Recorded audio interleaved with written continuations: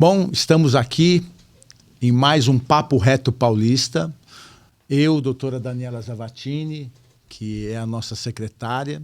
Eu muito feliz por ser o primeiro episódio da minha gestão como presidente da Regional São Paulo. O doutor Maurício Lorena hoje não pôde estar conosco, mas no próximo com certeza estará.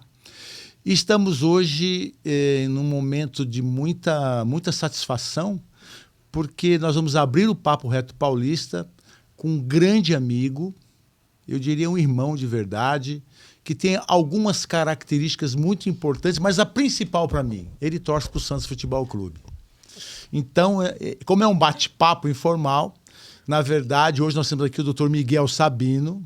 Dr. Miguel Sabino dispensa apresentações, né? Com certeza. Falar do Dr. Miguel Sabino aqui, a gente ia acabar o podcast, só o currículo dele, amanhã de manhã eu termino. Então, como é uma coisa informal e todos vocês têm o prazer de, como eu, conhecer o professor Miguel, hoje o bate-papo é com o professor Miguel.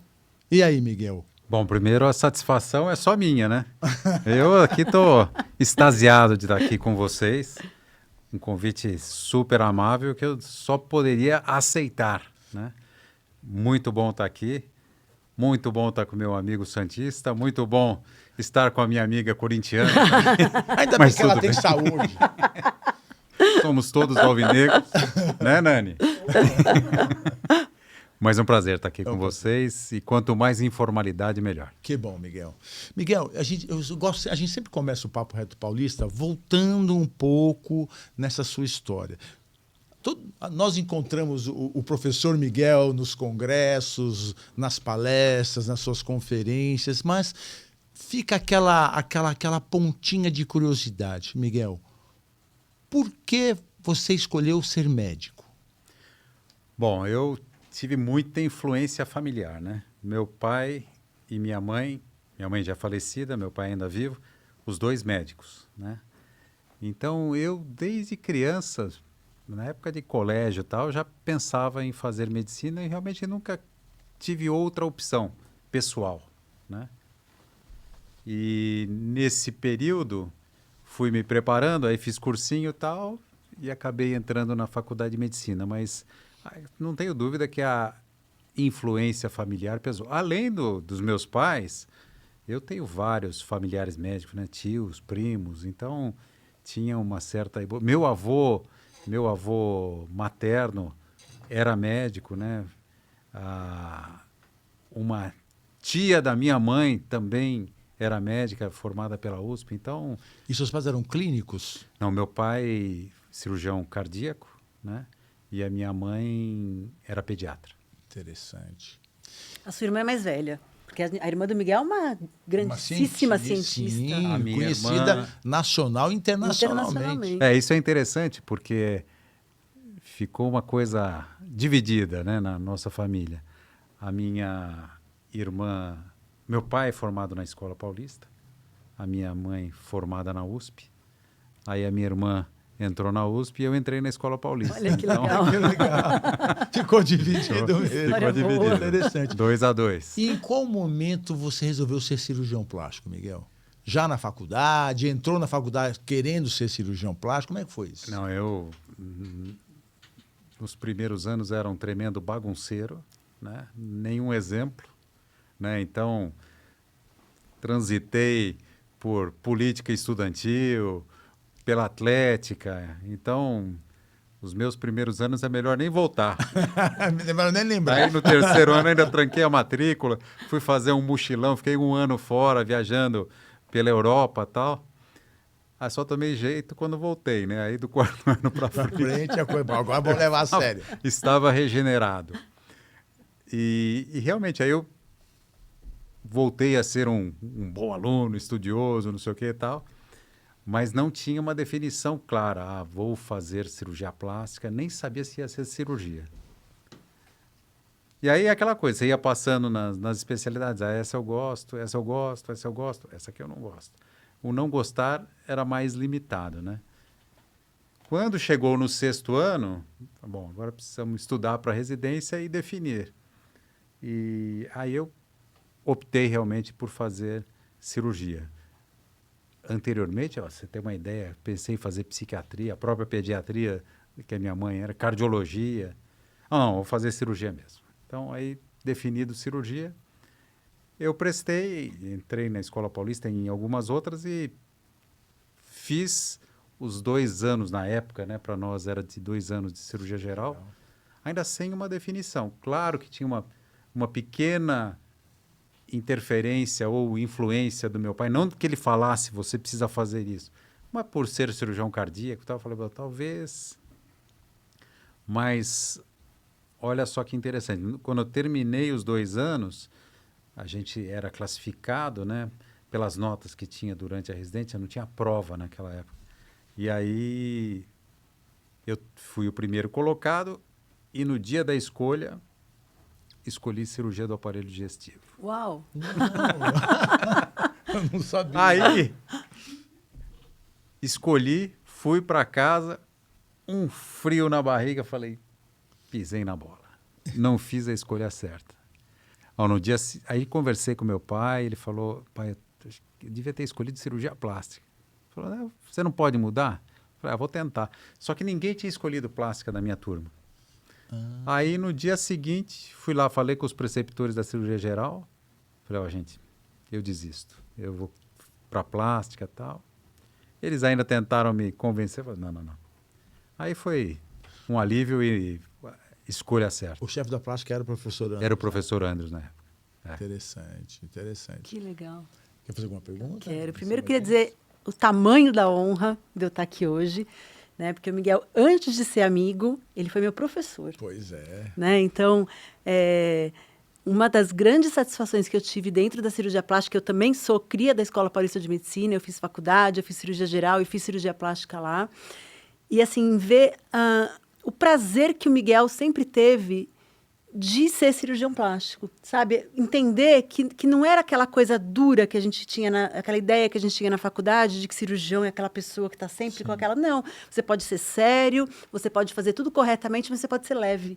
Então, era isso que o Miguel passava pra gente, a competência enorme dele, ele passa até hoje, com né? Leveza. Às vezes eu olho para o Miguel e fico imaginando, você faz tanta coisa, né, Miguel? Você tem tantas frentes de trabalho, mas você está sempre com um sorriso no rosto. Eu não me lembro, nesses anos que a gente se conhece, de ter visto você com o rosto carrancudo, preocupado. Nem quando o Santos perde. Então, assim... às vezes eu fico meio cabisbaixo. Tanto que eu não sei se o Miguel se lembra, mas eu, como residente, fui na festa de 40 anos dele. É verdade. Ele deu uma super festa e chamou todos os residentes. Chamei todos os residentes. Foi divertido. Foi muito divertido. Dani, você falou uma coisa que é verdade. Assim, olha, eu não sou da Escola Paulista, mas, Miguel, aproveitando até o momento, assim, eu tenho por você, e não estou falando isso porque estou na sua frente, não, eu falo isso quando você não está presente. Eu tenho por você uma admiração muito grande, não só pela pessoa do professor Miguel Sabino, mas pela pessoa Miguel Sabino, por tudo que você se entregou, e assim, não só a disciplina, mas a especialidade de cirurgia plástica, a seriedade, a sua ética, a sua competência, mas o que eu acho mais legal é como você se relaciona com seus alunos. Eu tive alguns colegas que foram orientados por você e, assim, só elogios. Então, isso não é algo, às vezes, muito comum que a gente vê por aí, né? Uma pessoa como você... Ser uma unanimidade é uma exceção. Isso, ser unanimidade no que diz respeito a essa qualidade tão importante que é ser humano, entendeu? Então, eu queria te parabenizar por isso, porque realmente não é o comum. Eu acho, viu, Jorge, tenho certeza, né, que a gente não pode dissociar a medicina do humanismo. Sim. Né? E esse humanismo é evidente que permeia o ensinar medicina também, mas principalmente cuidar dos pacientes, né? E acho que principalmente mais recentemente o pessoal está muito envolvido na técnica, na tecnologia e esquecendo um pouco a humanidade, né? E isso eu acho que a gente não pode perder. Então eu carrego isso comigo. Eu me lembro de uma vez, eu estava na residência de... Não era residente, estava no 6º ano, passando no estágio de pediatria, num plantão noturno. E aí a gente dividia os horários, né? Cada um tinha um período lá para ficar na porta atendendo. E aí, no meu horário, eu estava sentado lá, bem de madrugada, assim, sentado esperando terminar a minha vez, né? E aí veio o enfermeiro e falou, doutor, tem um casal lá com uma criança. Pensei comigo, nossa senhora, 3 horas da manhã, uma noite fria, o que vieram fazer aqui, né? Aí fui lá, atendi uma criança com febre, gripada e tal. Fiz o que precisava fazer, foi dispensado e tal. Aí no dia seguinte falei para o meu pai, falei, pô, olha só, você está no plantão lá, uma tranquilidade, um frio, aparece um casal com um bebê ali, né? Pô, podiam vir de dia, aquela coisa, né? Pô, por que vem de madrugada? noite, Meu né? pai, De madrugada. filho, você tem que se colocar na realidade dessas pessoas. Se você não se coloca na realidade das pessoas, você não vai entender nunca mesmo. Por quê? Provavelmente eles ficaram o dia inteiro, os dois trabalhando. Chegaram em casa, encontram o filho doente. Aí saem, sabe de que distância do Hospital São Paulo. Para chegar lá 2, 3 horas da manhã, era a opção que eles tinham. Então pense dessa maneira também, porque senão você vai sofrer com isso e achar que as pessoas estão fazendo isso por descuido, né? E não é. Então a gente tem que estar atento a isso, né? Então existem realmente situações, né, na medicina que a gente tem que absolutamente se colocar do outro lado e entender quem está ali, né? Se posicionar na condição do paciente, né, Miguel? Eu acho que isso é importante. Eu sempre falei para os nossos residentes de serviço que, assim, imaginar tratar o paciente como você gostaria de ser tratado, né? Como você trataria seu pai, sua mãe. E a gente vê muito isso acontecendo em pessoas como você, que tem essa sensibilidade. Eu sempre falo que para ser médico tem que gostar de gente. Quem não gosta de gente não pode fazer medicina. Claro. Né? Agora, Miguel, como você enxerga a cirurgia plástica quando você se formou e essa evolução até os dias de hoje? Você achou que as mudanças foram impactantes? Como que você vê essa tua evolução dentro da carreira? Olha, realmente a medicina, né? Tem aquele jargão lá, né? A cada 10 anos. A ciência das verdades transitórias, né? Assim acontece também na cirurgia plástica. Realmente uma série de coisas foram mudando. Eu, pessoalmente, nesse sentido, não sou saudosista. Era muito melhor naquela... Não, eu acho que realmente a especialidade, em vários aspectos, tem evoluído. E tem evoluído com consistência, né? Ou seja, é uma especialidade que, do ponto de vista de pesquisa médica, também está crescendo, né? Então, eu acho que hoje o cirurgião plástico tem a oportunidade de se formar até melhor do que nós três, né? Tem toda a oportunidade, né? Eu vejo o número de residentes hoje na Escola Paulista é de 8 por ano, é um número alto, mas eles têm toda a possibilidade na nossa residência de ter, além de todo o contato básico da medicina, de fazerem um número enorme de cirurgias, né? Porque o serviço todo se expandiu e recebe. Então, eles fazem muito mais cirurgias, provavelmente, do que eu fiz na residência, né? E esses serviços todos, eu acho que hoje, procuram, no máximo, incorporar o que se tem de novas técnicas, táticas e tecnologias também dentro do que é possível oferecer também dentro do Serviço Único de Saúde, né? Agora, eu acho que realmente a especialidade tem evoluído, tem tido uma transformação que eu acho extremamente positiva. No entanto, né, a gente vê que muitas coisas acontecem de uma forma que não é, vamos dizer, a mais adequada em termos de incorporação, né? Então, realmente, algumas tecnologias surgem e desaparecem porque não se comprovam, né? E, infelizmente, isso deveria acontecer antes de ser usada, né, nas pessoas, né? A comprovação disso deveria passar por um crivo muito maior. E a nossa especialidade, eu acho que nesse sentido, corre um pouco à margem, né, de evidências que façam com que você use determinado material com segurança e qualidade para os pacientes, né? Mas eu acho que é uma especialidade em evolução como a medicina, né? Sim. A gente vai acompanhar. A gente, por exemplo, você, né, Jorge, que nós atuamos nessa parte de reconstrução de mama em casos de câncer.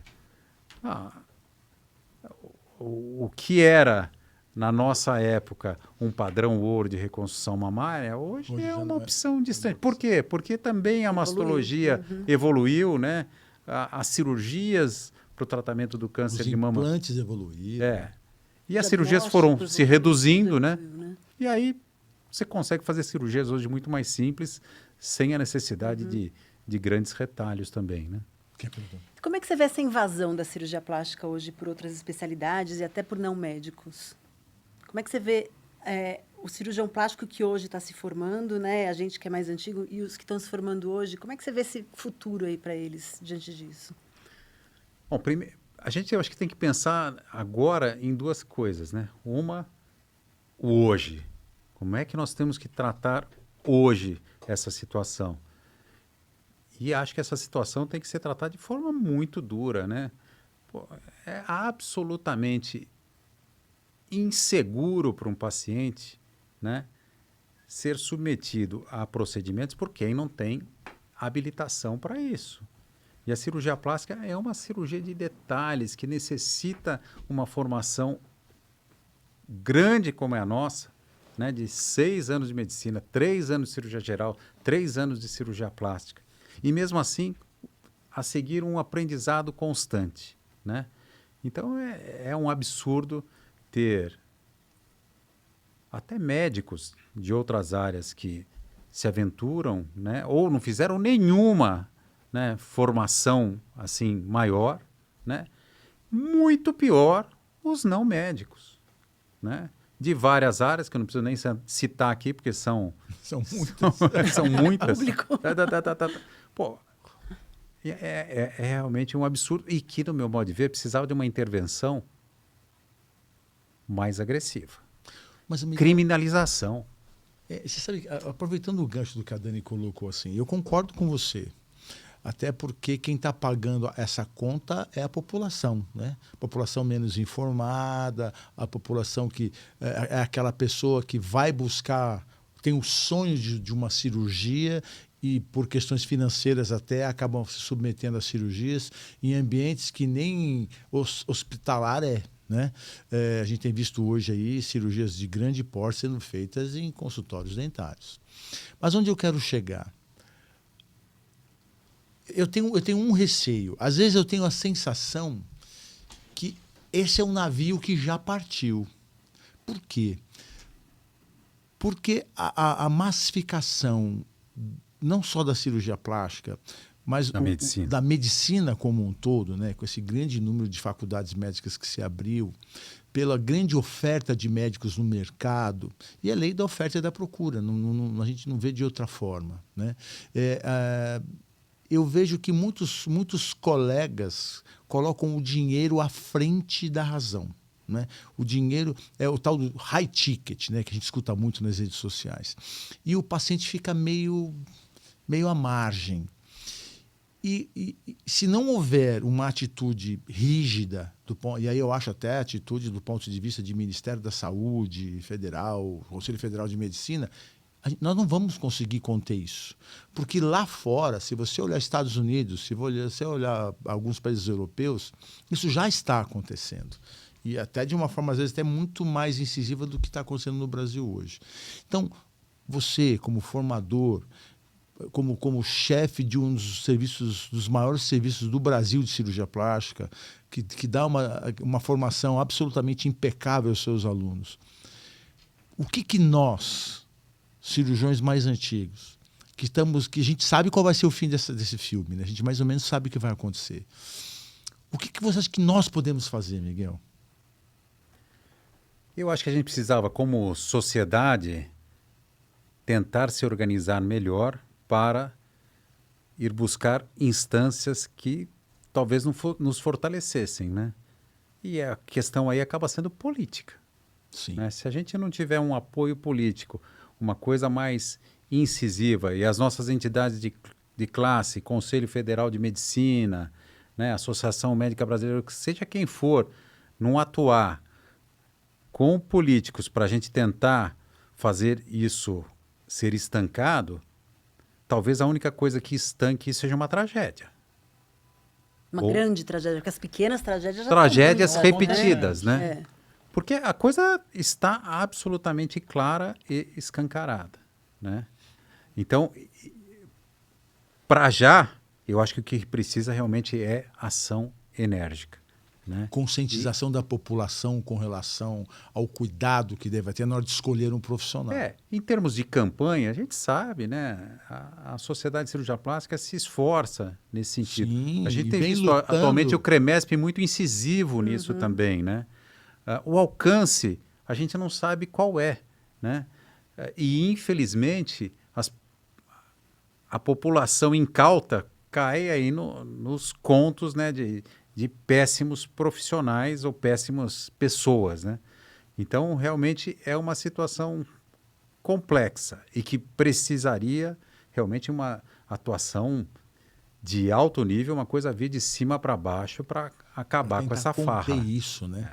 Porque assim, você falou uma coisa que é verdade. Eu acho que a gente nunca viu o CFM, o CRM, Sociedade Brasileira de Cirurgia Plástica, tão unidos no sentido de melhorar e conter isso. Eu me preocupo porque quando a gente acha que está conseguindo dar uma melhorada, aí vem uma liminar, aí vem outra liminar. Então, assim, virou uma briga meio assim. Porque como é uma questão... Conselho, assim, vamos falar, existem conselhos que são muito em número de pessoas. Isso que eu ia falar, Sim, vai exatamente. pensar conselhos de outras áreas que não médico, É muito maior do que o nosso. ficam legislando em causa própria. Isso. Né? Aí eu acho que é um efeito dominó, né? Criaram um monte de faculdades nessas outras áreas. Vamos falar aqui, odontologia, sei lá, enfermagem, fisioterapia, não sei o que e tal. Medicina. E essa turbe de profissionais não tem onde atuar, né? E aí começam a enveredar por outras áreas. Obviamente que essa área da estética acaba sendo meio atraente, né? Parece que Ela é meio vista como uma mina de ouro, né? É uma forma né? de dinheiro rápido, talvez, né? E aí eles começam a legislar em causa própria. O meu profissional pode tirar dente antes, agora ele pode fazer um lifting facial, né? O fisioterapeuta pode fazer aplicação de não sei o quê, e a coisa vai descambando, né? Obviamente que são inúmeros profissionais de excelente qualidade, né, na área de fisioterapia. Nossa, de enfermagem nem se fala. Na odontologia. Tal. Obviamente que sim, né? Mas o mais estarrecedor realmente para mim é ver alguns conselhos destas áreas atuarem de uma forma absolutamente, no meu modo de ver, criminosa. Irresponsável. Irresponsável, porque esse próprio conselho sabe que não tem o treinamento adequado para isso, né? Sim. Agora, se a gente for pensar em futuro, a gente pode começar a derivar a coisa aqui para uma discussão filosófica e pensar o que vai acontecer com a gente, né? Seres humanos. O nosso dono da Tesla lá fala que os robôs humanoides daqui 3 a 5 anos vão assumir as cirurgias. Vão assumir a medicina. A inteligência artificial está evoluindo de uma maneira interessante, de forma galopante. Obviamente que uma série de profissões, e a gente pensava muito em outras, né, vão desaparecer. Mas, gente, construção civil, serviços domésticos, e não sei o que, aí vai subindo em grau. Você tem lá um robô que vai fazer tudo para você. Você não vai ter que pagar nada, só comprar. Ou ganhar. Porque daqui a pouco vão estar dando o robô, né? Eu brinco que que nós vamos fazer? Se tornando Aí realidade. O cara vai lá e olha, eu vi no começo desse ano, não sei se vocês viram aquela imagem dos robôs humanoides no Ano Novo Chinês. Aí eles colocaram uma imagem comparativa do robô em 2025 e em 2026. O que o robô em 2026 está fazendo é em um ano de evolução. Muito rápido. Absurdamente. De saltos e não sei o que numa apresentação, é impressionante. Eu vi uma apresentação de um kata de luta marcial, de karatê, De dois- um monte de robô fazendo os movimentos perfeitos de artes marciais, dando saltos, inclusive. Então, o Elon Musk tem obviamente que ele tem conflito de Sim. interesse, é a Claro. empresa dele, ele Claro. quer vender os robôs e quer acabar com tudo, né, do ponto de vista. Mas que, no meu modo de ver, exterminador. Hoje a discussão tem que ser: nós vamos para que lado? Exterminador do futuro ou Blade Runner? O que vai acontecer? É verdade. Porque os humanoides vão estar aí. Sim, sim. E Se a aí, gente- o que nós vamos fazer? Nós vamos ficar brigando com o dentista? Nesse momento, a gente Sim. sabe o que é correto. Mas depois vamos ficar com os robôs. Né? Depois, nós vamos viver Miguel, você sabe que... só do ócio. Indo no Elon Musk ainda, ele fez uma afirmação que eu achei... Ele falou, não se preocupem mais em guardar dinheiro, em fazer suas aplicações. Você viu isso? Mas vai acabar o dinheiro. Porque Não vai realmente precisar. vocês não vão precisar de dinheiro para sobreviver. Os humanos vão tomar conta, nós vamos só curtir a vida, eles vão produzir tudo, gerar o dinheiro, você só vai... Como dizia meu filho quando era pequeno, filho, pai, eu quero isso aqui. O papai não tem dinheiro. Não, vamos naquela máquina lá pegar o dinheiro que você vai. Eu acho que ele estava adivinhando o futuro. Vai ser Dinheiro, mais ou cartão, menos essas isso. coisas. E você vê, aí se você for pensar naquelas ideias, né, do fim do século XIX, começo do século XX, marxismo, leninismo, não sei o quê, todo mundo tem que ser igual. Sim. Talvez a gente entre numa sociedade igualitária, Talvez aí sim. sim, por esse aspecto. Né? Sem Então, dúvida. há quanto tempo isso vai... Em quanto tempo vai acontecer? Talvez há 5 anos atrás falassem, daqui a 5, 10 anos não tem um carro circulando com gente dirigindo, vai ser tudo carro autônomo. Não aconteceu ainda. Então, Eu achei que o Elon Musk foi meio otimista. Ele falou que até 2030, né? Mas acho que não. meio cedo. Nós estamos em Se a 2026. gente pensar dentro né? da medicina, né, a própria cirurgia robótica, esse robô está aprendendo com todos os cirurgiões que estão lá usando a máquina, né? O que vai ser do É porque, na futuro? verdade, o termo inteligência artificial é meio complexo. Não é inteligência artificial, né? A inteligência, nós estamos fomentando esses robôs. Então, assim, tudo que o ser humano criou está lá. tá lá. Num compêndio. Aí Então, você pluga o cara na tomada e pronto.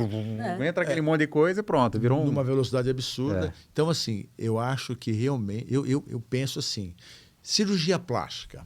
A nossa especialidade é uma especialidade que tem uma dependência grande do senso artístico, né? Do bom senso. E que isso varia. Por isso que tem um cirurgião que tem um consultório cheio, um cirurgião com um consultório não tão cheio assim. Enfim, Os perfis de os pacientes. perfis de pacientes. diferentes. Você acha que o robô vai conseguir ter esse senso artístico e fazer uma cirurgia plástica, por exemplo? Assim, eu acho que inicialmente, né, o que deve acontecer, é claro, cirurgias mais padronizadas, né? O auxiliar, por exemplo. Né? Uma cirurgia mais padronizada. Colicistectomia, que hoje é feito por videolaparoscopia, se quiser, sei lá, fazer com robótica, dá para fazer. Pode fazer. Uma apendicectomia, inclusão de implante de silicone. É provável que rapidamente... Agora, pega uma grande sequela de queimadura. Aí você precisa ter um senso artístico, né, uma noção de anatomia, uma coisa muito refinada para poder fazer, né? Então, esse tipo de cirurgia pode ser que... Mas é que são defeitos que têm uma variabilidade enorme, né? Agora, pode o cirurgião, um humano, planejar e um humanoide executar? O cara Pode pode ser operar que de sim. casa, Que Pode você ser que imagina? né? Pode ser que sim. Acho que o futuro pode Imagina ser que você esse. vai ter uma doutora Dani Rubanoide aqui trabalhando e você lá na praia tomando sol. Né? Já pensou que maravilha? É verdade. Eu acho que isso é uma coisa que pode ser viável. Um humano continuar pensou, Miguel? planejando. Então vamos começar a falar dos hobbies do Miguel. Daqui a pouco, não, daqui a pouco. Miguel, você tem assim, você tem uma responsabilidade muito grande frente à Escola Paulista de Medicina. levando-se em consideração tudo que nós conversamos aqui, invasão de especialidade, possibilidade da gente ter a IA tomando um pouco de espaço, qual é o seu planejamento estratégico para a disciplina de cirurgia plástica da Escola Paulista de Medicina daqui a 5 anos? Bom, a primeira coisa, né, hoje numa universidade federal, né, como é lá na Escola Paulista de Medicina, na Unifesp, foi acontecendo, né, uma mudança que começou com como você evolui na sua carreira como professor, né, para poder chegar, por exemplo, no nível máximo da carreira, que é ser professor titular. Então, o que era antes tudo, você entrava na sua vida como professor e ficava lá fazendo as suas coisas. Daqui a um tempo vai ter um concurso para professor titular e quem tivesse mais preparado, se ao longo dos anos, poderia prestar o concurso, ou quem que viesse de qualquer outra instituição poderia prestar. Isso nas universidades federais mudou, então hoje é uma progressão na carreira, né? Você entra como um professor adjunto 1, aí para você chegar a poder fazer um concurso para professor titular ou avançar para professor titular, vai demorar no mínimo 16 anos. Se você fizer todas as suas progressões, nesse período você tem que se preparar para cada 2 anos evoluir nisso, né?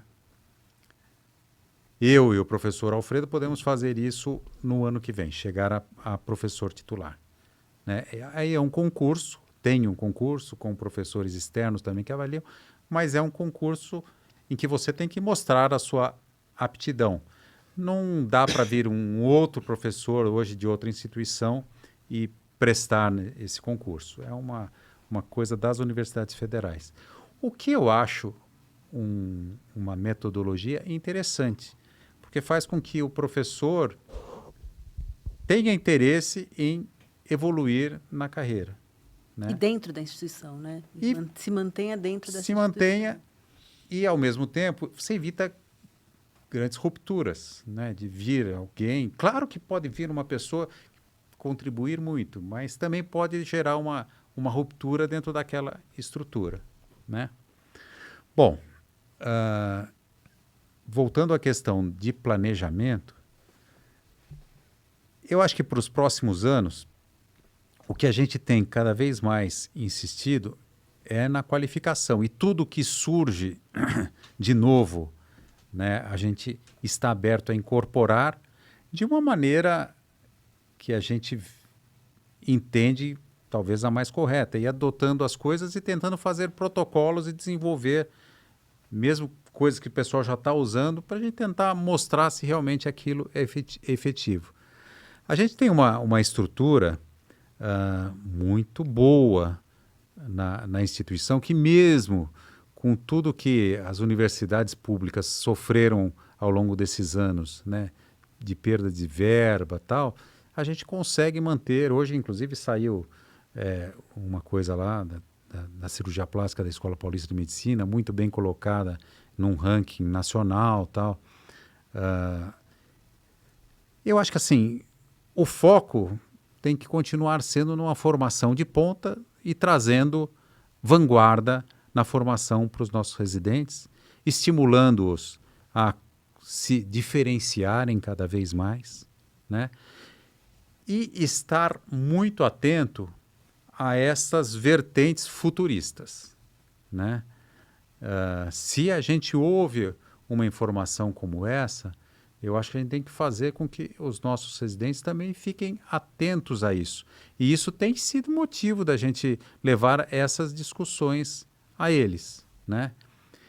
E procurar incorporar, seja na nossa pós-graduação, seja na residência médica, um conhecimento mais amplo de inteligência artificial. Acho que isso hoje, para o médico, tem que ser o dia a dia, né? E não só a inteligência artificial do ponto de vista mais básico, né? Mas ir conhecendo isso mais profundamente. Não dá para a gente fugir Sim. desse tipo de formação, né? E, ao mesmo tempo, uma atenção ao que é uma medicina mais molecular. Eu acho que se o cirurgião plástico não tiver atento a isso, né, a possibilidade da gente mudar a nossa biologia, controlar melhor o processo de envelhecimento, né, a gente vai ficar para trás. Aí os biólogos, biomédicos, o pessoal de laboratório vai acabar dominando essa área, né? Existem já grandes laboratórios, principalmente fora do país, né, estudando essa questão de se conter o envelhecimento. E aí sempre aparece Sempre alguém, uma fórmula, né, que, claro, um professor de Harvard, então, eu estou muito bem informado, tenho o meu laboratório aqui. Usam isso do ponto de vista financeiro, né? Forma a sua empresa e vai trabalhar com isso e pesquisa, e pesquisa, e pesquisa. Eu acho que hoje, se a gente for pensar num planejamento, eu acho que tem que fazer com que os nossos residentes comecem a olhar para isso, não porque a mudança pode ser rápida. Porque talvez cirurgias que a gente faça hoje não existam mais daqui a um tempo, Sim. né? Sim. Aí vem aquela pergunta, Miguel.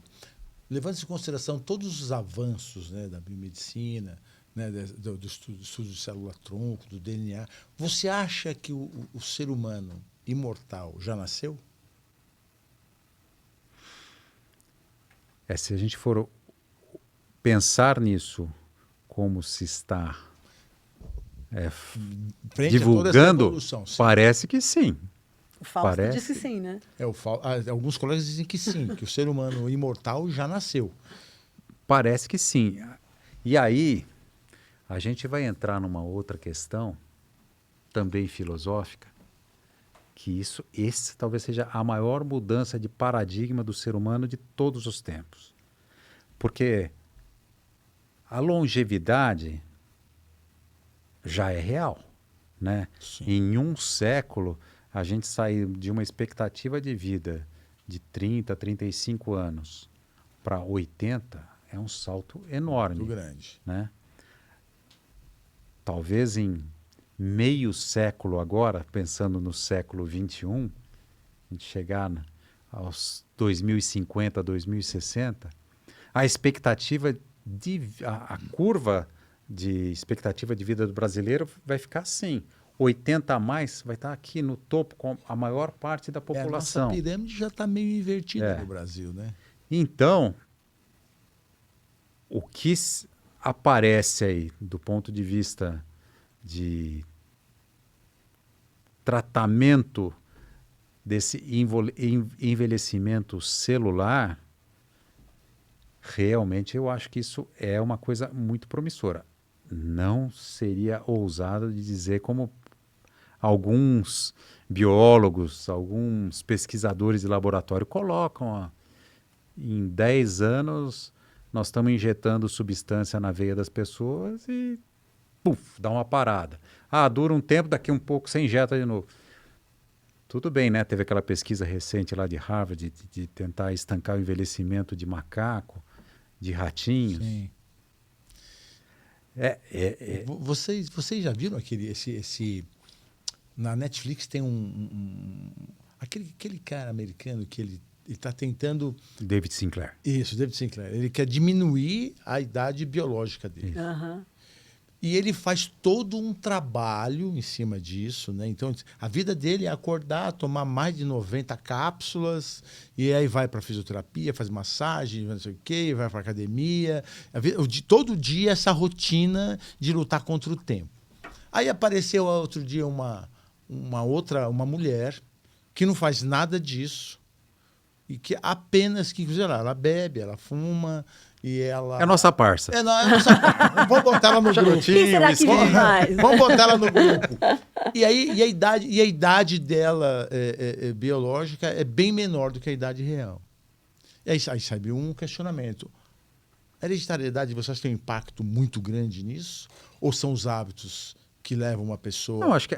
Ou uma somatória dos dois? Como é que é isso? As duas coisas, né? Eu acho que as duas coisas. Vamos pegar a Elô Pinheiro, a garota eterna garota de Ipanema. Pois Continua 80 anos, acho que ela tem. maravilhosa. Tudo isso aí. Acho que 80 mais, acho que ela tem 82. Não, é realmente. Então tem uma questão genética hereditária aí Tem. que é importante. Mas o que eu acho que é a tendência é chegar num nível para todo mundo. Talvez Também... a gente só não possa falar em imortalidade porque acidentes, crimes, essas coisas talvez sejam... É imponderável, não dá para salvar todo mundo. Mas aquele ponto, você tem lá um câncer no fígado. Você tira aquele e bota um novo. Você tem um problema no rim, tira aquele e coloca um novo. A abordagem referente à oncologia vai mudar muito. Vai mudar. Também. Tem mudado. Tem alguns estudos, né, que a gente ouve, assim, não tem nada muito... Mas que, na verdade, o que você precisa é trocar o corpo, né? Porque a cabeça você mantém ali, né? E ainda, como você não consegue ainda manter essa longevidade da célula... Então, você sabe que dá um jeito de trocar o... A gente discutiu muito nos nossos podcasts. Você sabe que é uma coisa que, assim, no Podplas, eu e o Piazza entrevistamos um colega nosso médico, que ele faz uma pesquisa para a NASA. Ele é um dos poucos médicos brasileiros que faz uma pesquisa para a NASA. E qual é a preocupação da NASA? É levar o homem a Marte. É uma viagem que vai durar... muito tempo. 3, 5 anos, né? Não é mais. Ok. E depois? E aquelas viagens interestelares, assim, para muito longe? Como é que a gente vai fazer? Você vai botar o cara no fogo, você vai congelar o cara? Você vai... Como é que vai ser isso? Não. Isso vai depender muito da velocidade que você vai conseguir, né? Aí ele colocou uma coisa muito interessante. Nós vamos quando o foguete partir... Vamos pegar células, vamos fazer como se fosse a ovelha lá, como chama, que fez que você faz uma... A partir da célula, você cria outra pessoa. Quando chega lá, o que vai ser transmitido para esse corpo novo...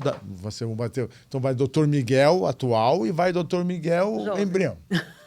Quando chega lá, esse embrião já cresceu, e aí vai ter um transplante...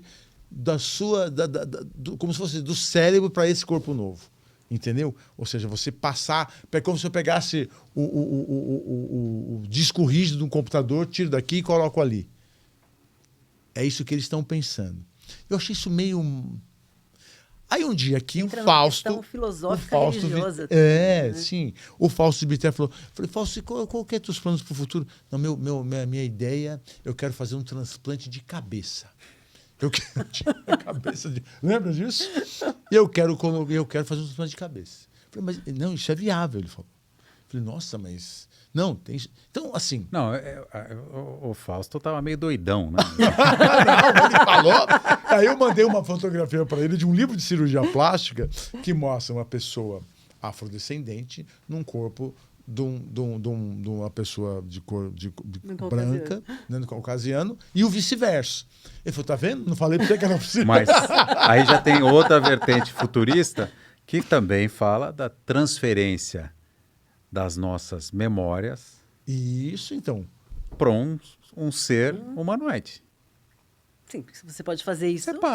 Que é o que o pessoal da NASA pensa em fazer. Você é como se pegasse o hard disco aqui da doutora Daniela Zavattini e colocasse numa outra pessoa. O ser humano, se for para Marte, mesmo que seja nesse bate e volta, lá não dá para ficar muito tempo. A não ser que você mude totalmente a atmosfera. Dizem mas que não quem dá, for não pode voltar. Não pode voltar. Porque vai né? ter uma composição corporal totalmente diferente. O nosso corpo vai mudar, né? Não dá para ficar lá na Lua também sem gravidade indefinidamente. Um astronauta... Então, a habitação disso, provavelmente, e voltando para os gênios que fizeram ficção científica, vai ter que ser com robôs de forma humanoide. Não tem um robô lá, né, em Marte. Né? Tá lá, é um robô aquilo lá, aquele caminhãozinho que está lá andando de um lado para o outro, tirando foto linda.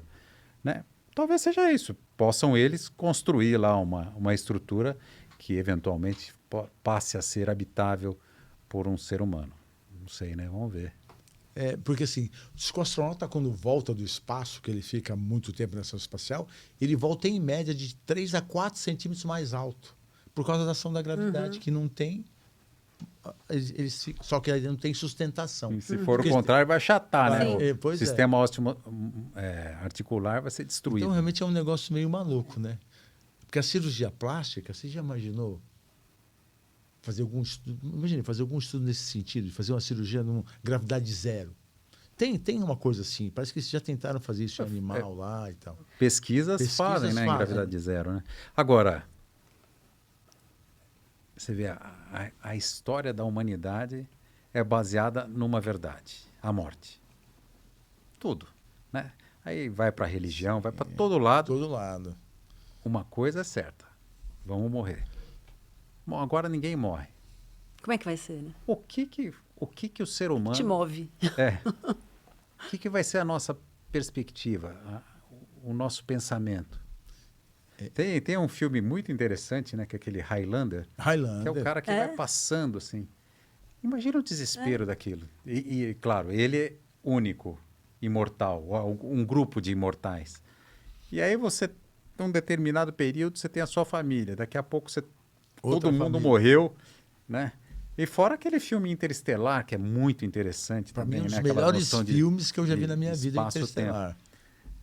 Então, eu acho que uma grande questão hoje a pensar, a vida é maravilhosa, né? Sim. O planeta Terra é maravilhoso. Então, a gente tem que cuidar do planeta Terra e cuidar da nossa vida mortal ainda, com todo o cuidado. E se para isso, para algumas pessoas, é importante tomar 90 cápsulas de manhã e acredita prolongar naquilo. a vida. Não, realmente, existem Mas hoje... ainda é prolongar a vida, né? Ela ainda tem uma finitude. Sim. Né? O ser humano... Pensa comigo. Você que gosta de filosofia, né, amiga? É estudioso de filosofia.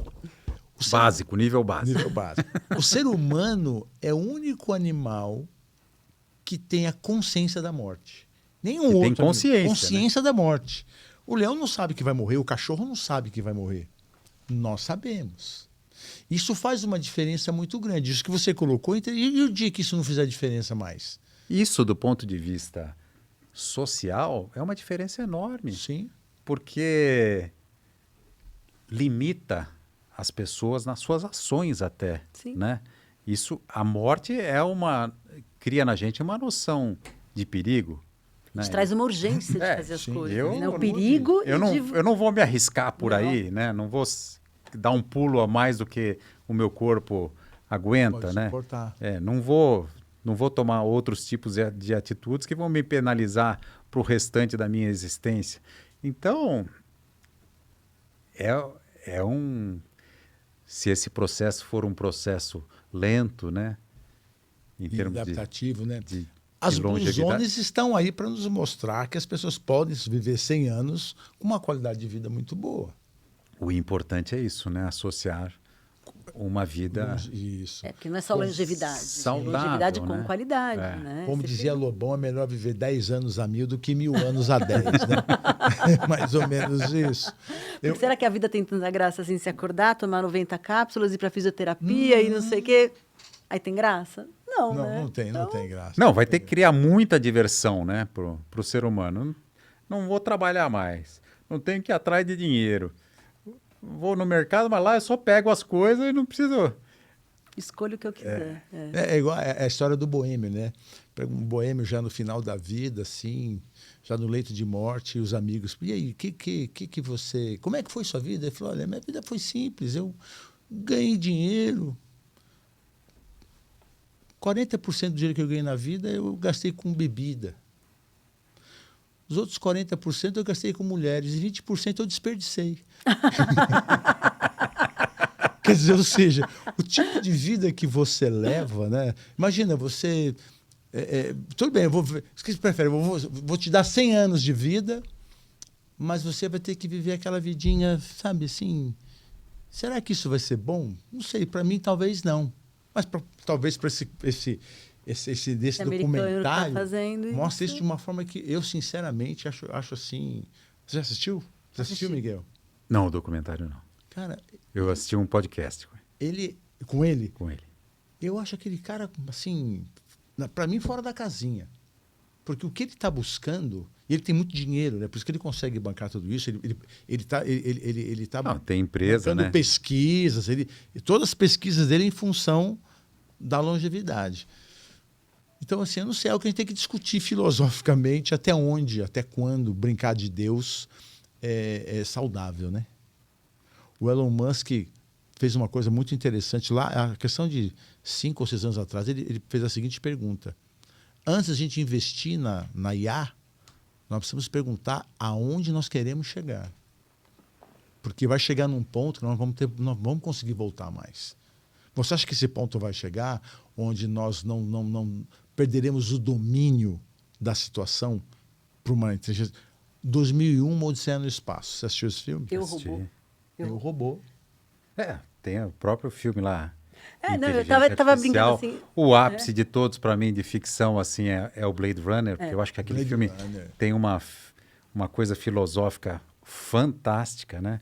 Sim. Bom, é o humanoide, é um robô, e ele quer viver como vive um ser humano, né? E uma das coisas mais É a lágrima que tristes corre no final, e bonitas né? daquele... Aquela cena final é fantástica. E uma cena muito legal, né, que é aquela Rachel, que é, vamos dizer, a secretária da empresa que faz lá que ela é um robô, mas ela não tem a consciência de que ela é um robô. E no filme lá o Harrison Ford fica pressionando ela e começa a desmontar a coisa, falando que as memórias dela foram memórias todas colocadas, né?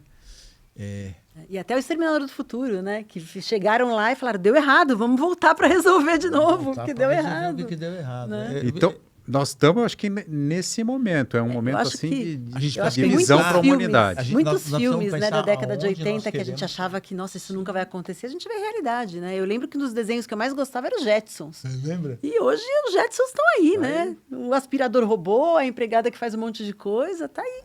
Né? E era uma coisa que, imagina, isso nunca vai acontecer.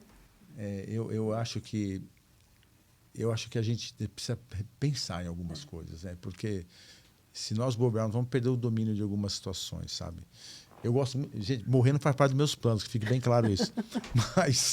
mas também eu não sei se nós estamos preparados, por exemplo, para abrir mão da saudade. Será que o robô vai ter esse sentimento de saudade? Não, a palavra saudade só existe na língua portuguesa. Uhum. A princípio, né? A princípio, qual que é a grande diferença, né, pro ser humano? É emoção, né? É isso que é a coisa do sentimento mesmo. Aí você entra numa discussão filosófica religiosa enorme, né? Isso é cerebral ou isso é alma, né? Onde que está isso daí? Né? E o que uma coisa é ligada à outra? Então, sabe o que mais me dói? É que este final de semana eu estive ao lado da fonte da juventude e não bebi da água da fonte da juventude. A Elane queria descer do carro. Falei, não, segurei, fechei a porta. Então, mas Miguel, vamos lá. Para a gente ir caminhar para o final do nosso podcast. Vamos voltar ao planeta Terra. Vamos. Ao planeta Terra. 2026. Levando em consideração toda a sua carreira, quando você olha para trás, você faria alguma coisa diferente? Eu, às vezes, fico pensando assim, bom, se eu voltasse atrás, a primeira coisa, será que eu faria medicina? Essa é uma pergunta. Obviamente que se voltasse para o momento que eu estava mesmo, não tenho dúvida. No que eu tinha naquele momento, optaria por medicina, não tenho a menor dúvida. Hoje, talvez sim, né? Eu acho que é uma coisa que até hoje eu adoro fazer, né? Nós somos médicos por inspiração, por vocação, né? Mas hoje eu vejo assim, o campo de pensamento, por isso que a gente vê tantos jovens com dificuldade até de escolher o que é a coisa que eles querem fazer, né? Eu acho que tem coisas muito interessantes para se estudar, para se desenvolver. Então, se eu hoje tivesse 18 anos, eu tenho certeza que eu acho que não seria uma opção única, medicina. Eu provavelmente, esse campo, principalmente voltado a talvez alguma coisa não sei nem se pode dizer engenharia, alguma coisa relacionada com inteligência artificial, essas coisas, eu acho que seria uma coisa que me atrairia demais. Me atrairia demais. Você, Daniela, você faria alguma coisa diferente se você voltasse? Se olhando para trás, tudo que você fez até hoje, você mudaria alguma coisa?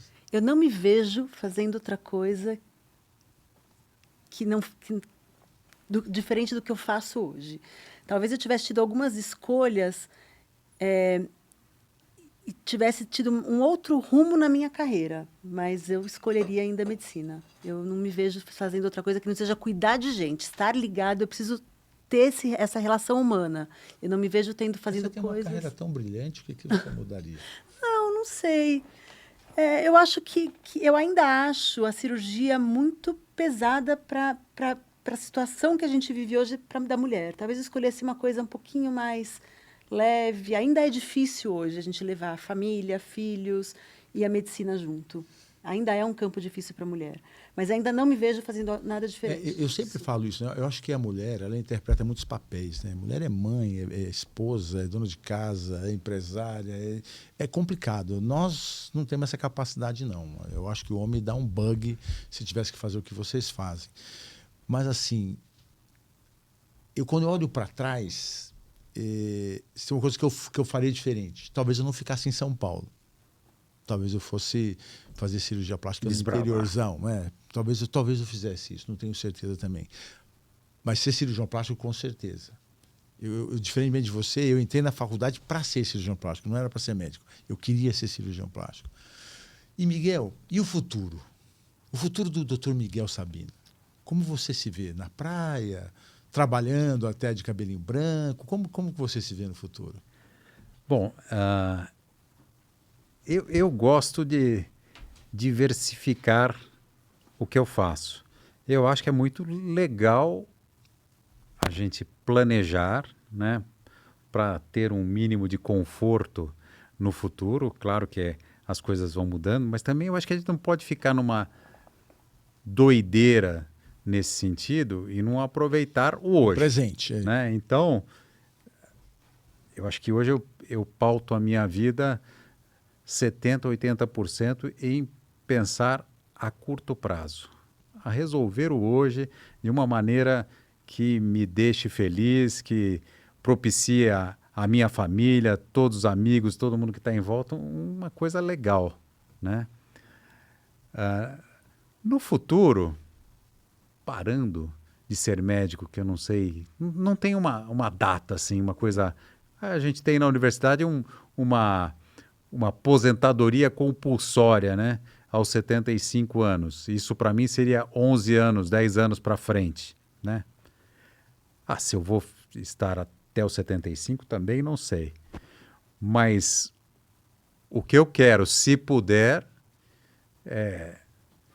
no final ainda poder oferecer alguma coisa, vou colocar aqui entre aspas, de consultoria, se isso prestar naquele momento, porque pode ser que não preste para nada, esse é um termo que a gente usa hoje, pode ser que parece aquele conselho dos anciões, né?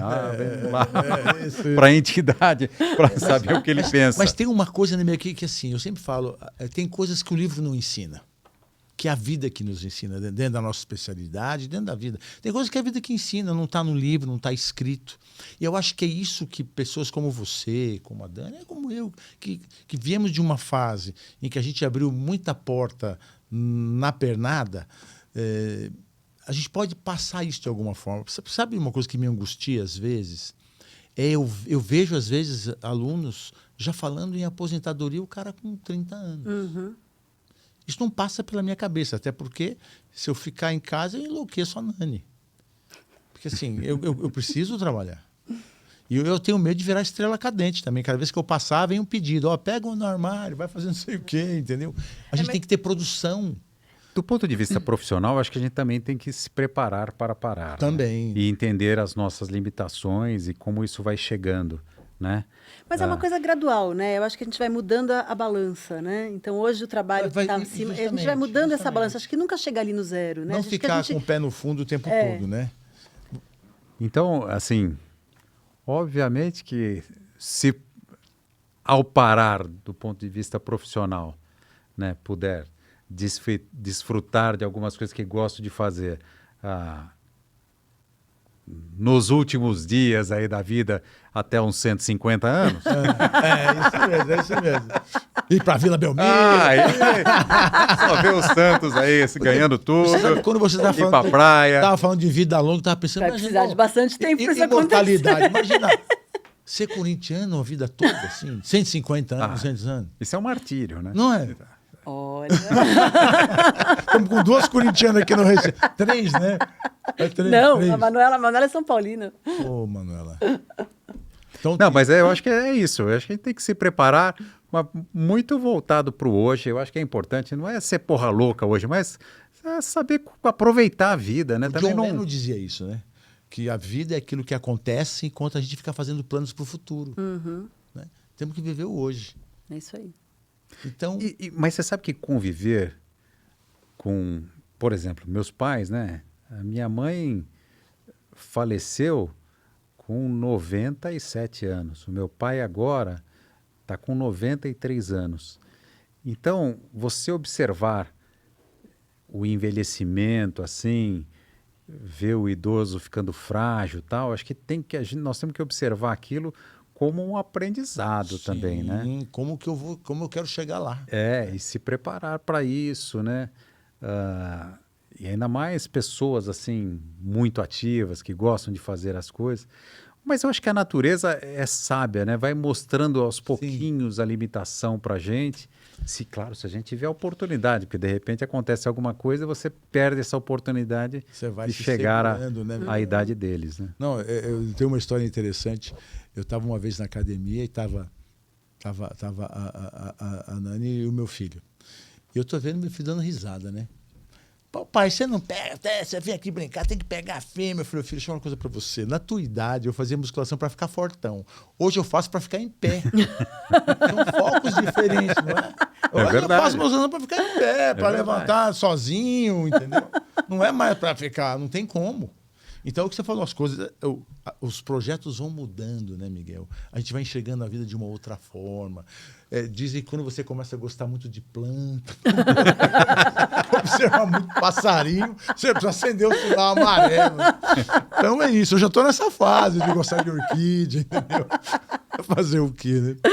E aí, pensando, né, aquela história lá daquele Benjamin Button, aquele filme também é muito interessante. Fantástico. Assim. Aquele filme é maravilhoso. Você pensar no contrário, né? Você nascer velho e morrer jovem, né? Um negócio estranho aquilo. Mas é muito interessante. Aquilo não é muito sábio. Não. É interessante para reflexão. Quer fazer uma humano, pergunta para o doutor Miguel? Não, eu acho que é uma honra, né? A gente está aqui.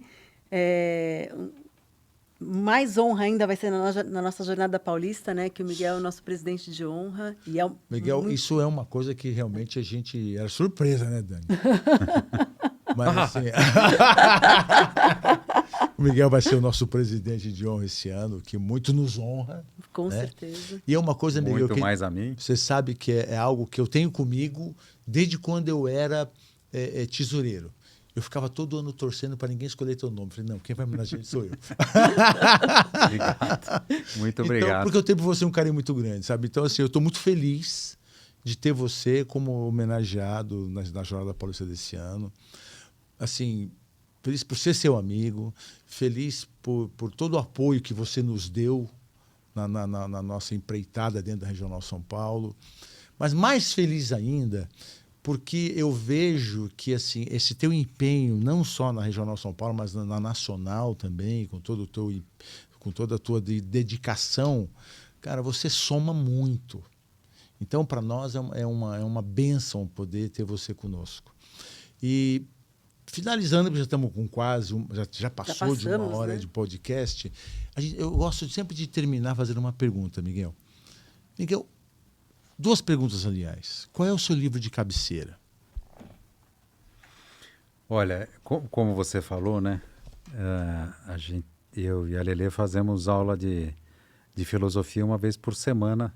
Às vezes a gente fura com o nosso professor, mas habitualmente a gente faz às terças-feiras, né? E isso faz com que a gente tenha que ficar paulatinamente lendo o que nos é comandado, né? E discutindo, né? Eu acho que é o e aí discutindo. Então, a gente tem lido, e eu tenho lido pessoalmente, muitos livros de filosofia, né? E recentemente, um dos livros que a gente leu, de uma autora americana, era um livro sobre educação, né? E agora me fugiu o nome, mas um livro muito interessante, em que ela discute a educação, principalmente no mundo ocidental, né? E como a sociedade foi exigindo muito mais uma educação para um fim, assim, no sentido de profissional, de trabalhar e tal, e foi esquecendo uma educação humanizada, né? Para o jovem, né, não esquecer da parte de artes, de humanidades e tal. Então, esse livro eu gostei muito, né? Tem um cara que eu gosto de ler também, né, que é aquele físico brasileiro, Marcelo Gleiser. Marcelo Né? Gleiser. Aquele cara eu acho impressionante, né? Eu gosto muito do jeito dele pensar, então gosto de ler livros dele, né? Acho que tem muita coisa aí para mostrar. E o hábito da leitura, que essas aulas de filosofia foi muito bom porque me fez retornar aí a leitura. E só um parênteses, eu nunca tinha estudado filosofia. Não tinha filosofia quando eu estava no colégio, né? Nunca tive oportunidade de estudar filosofia. Então, esse conhecimento aí para mim foi muito legal, muito bacana. Eu acho filosofia uma coisa bem interessante. Na minha rua tem uma escola de filosofia. Você sabe que meu pai só lê livro de filosofia. É muito Ele legal. leu, assim, mas lê desde Platão, ele lê coisas assim absurdas. Legal. E sempre gostou disso. Eu acho E como que- jogador de acho que futebol é abre engraçado, muito a né? nossa Mas ele mente. sempre Não, é estudou. muito legal. E realmente você vai pensar, ler esses filósofos gregos, né? O jeito, por exemplo, lá do pensamento do Sócrates, como é que ele fazia... ele sempre não se intitulava o que tem o conhecimento, ele sempre demandava ao outro. O negócio dele era na pergunta. Perguntava, e aí perguntava de novo, Ele indagava. respondia sempre com pergunta. Sempre com pergunta. E, Miguel, qual o seu hobby? Olha, hoje Aquilo que você curte fazer de verdade, assim. eu adoro assistir série. Eu também. Adoro assistir série. E eu e a Lelê estamos meio, não digo viciado, mas a gente busca séries Tem alguma para interessantes. indicar pra gente? Olha, eu comecei a assistir agora essa série que a Nicole Kidman Ah, eu faz comecei a assistir. uma médica legista, eu né? vi que é hoje. Como chama? Scarpetta. Scarpetta. Né? É bem interessante. Comecei assim. domingo a assistir. Eu assisti só 2 episódios e parece ser bem legal. É bem interessante. Olha, tem uma série que dizem que ainda vai ter um episódio que eu adorei. Essa eu recomendo muito, eu acho muito legal. Porque ela envolve coisas de mulher, o feminino, né? Envolve crime e ela chama Big Little Lies. Nossa, essa é incrível. Essa série... Também com a Nicole Kidman. com a Nicole Kidman, com a Meryl Streep, mais pra frente ela entra, aquela Reese Witherspoon. Então é um elenco fantástico, assim, né? E é bárbara, eu acho bárbara. Eu também gostei bastante. Você quer indicar alguma série pra gente, Dani? Aproveitando o gancho? Big Little... Bom, eu sou apaixonada por uma série que chama This Is Us. Para mim, This Is Us é emocionante, Nossa, né? é emocionante. É uma história de família, assim, maravilhosa. E uma série que eu gostei bastante, que é o oposto disso, é o The Last of Us também. Né? Que também acho que é uma série muito interessante, que fala da finitude da humanidade, né? E de como salvar a humanidade, também eu achei uma coisa interessante. Uma série que está em alta agora é a história do filho do Kennedy, do John, né? Eu tô essa mais não novelinha, É né? novelinha. É mais novelinha. Estão falando muito dessa série. É legal. A gente está assistindo e é legal, mas é mais novelinha, assim. Aí, indo para outro caminho aí, tem uma série israelense que chama Falda, e agora mais recente a Teherã. Então, para quem gosta também de... Tiro, porrada Eu e gosto bola. muito dessa história ali envolvendo Sim. o Oriente Falda Médio, é muito né? bom. Eu só não gostei do final. Você lembra do final? Viu até o fim? Na verdade, não acabou, né?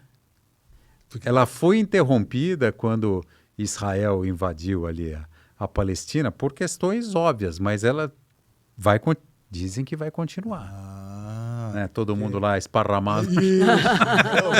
Sem spoiler, né? Mas parece que continua. Mas é uma série muito interessante e realmente retrata o que é aquilo. Né? Eu, como descendente de libanês, né? Assim, essa é uma tristeza, né?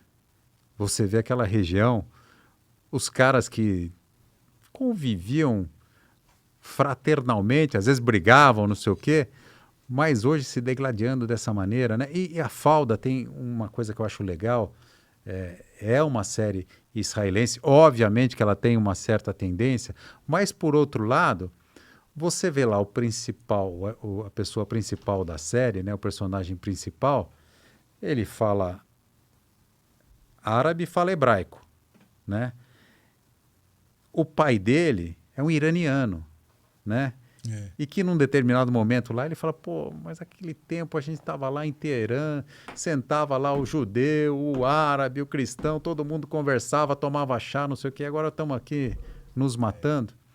Né? Então a estupidez da humanidade infelizmente. E o mau cuidado com o planeta Terra são coisas que me incomodam profundamente. Sim. Viu?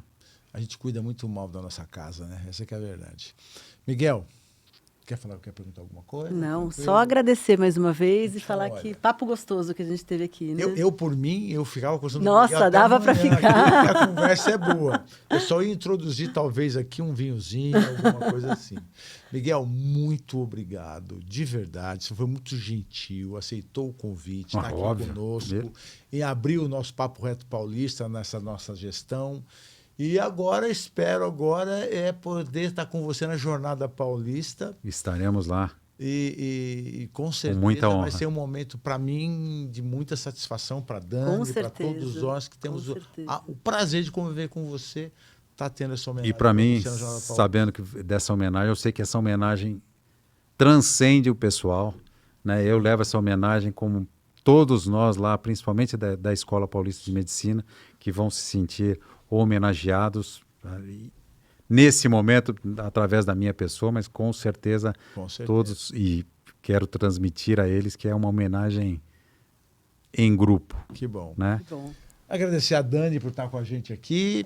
E vamos agora, próximo Papo Reto Paulista, acho que daqui a uns 15 dias, tudo der certo, 20 dias, um outro convidado, onde a gente vai estar aqui batendo esse bate-papo informal, gostoso. E, Miguel, eu espero que a gente continue esse papo à frente. Com um charutinho, um vinhozinho, um uísque. Gente, muito obrigado a todos. Gente. Até a próxima.